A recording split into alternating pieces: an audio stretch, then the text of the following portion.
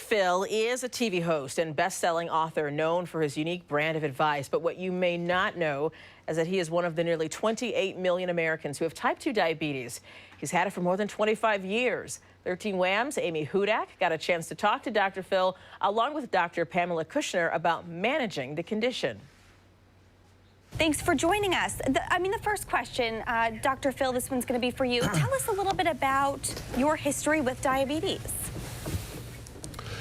Well, you know, I've been diagnosed over 25 years ago, and I was clueless, of course. I was going along and just kind of in the afternoons running out of gas really bad.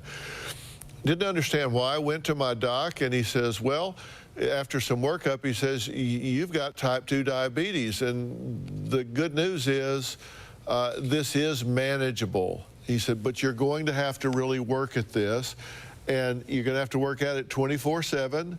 We're not going to be able to cure this. You need to accept that and just commit yourself to it. And so I've really become passionate about this, so much so that I've partnered with AstraZeneca, and we've created this website called onitmovement.com, where I've put together this 6-point program to really help type 2 diabetics understand how to best manage this. And there are 28 million of us out there and another 86 million at risk, which is about a third of the population. And what I wanted to talk about today is, look, we're humans, we're not perfect, so what do you do when you don't have that perfect day? And the first thing I want people to know going into summer is recognize your danger zones.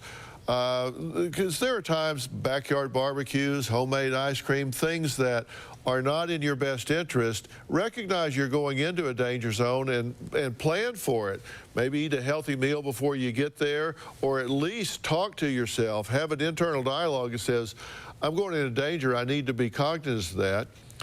And also redefine what's a reward for you. If you're a type 2 diabetic, a banana split, a bowl of ice cream is not a reward. You're going to feel terrible physically if you eat that. You're going to feel terrible not just then, but for a couple of days, because your body goes into turmoil.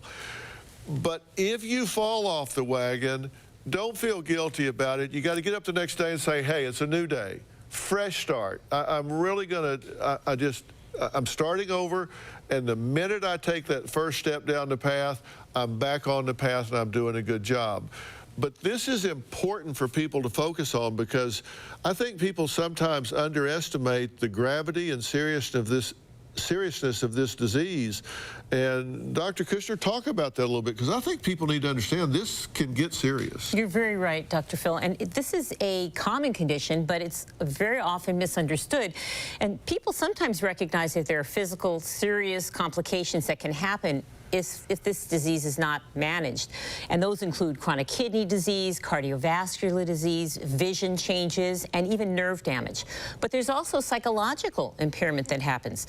And so we want to recognize those psychological barriers so that we can overcome them. And it's difficult to manage diet, exercise, medications, and recognizing that is the first step. So onitmovement.com does allow you to follow those rules of, first of all, having a treatment goal.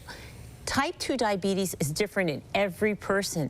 So you want to partner with a healthcare professional who can help you define your unique diabetes treatment goal. And then you move forward towards that goal. Sometimes one step at a time, but always remembering that you're human and human beings have to plan ahead. My favorite quote you always say is, willpower is a myth. That should be in stone.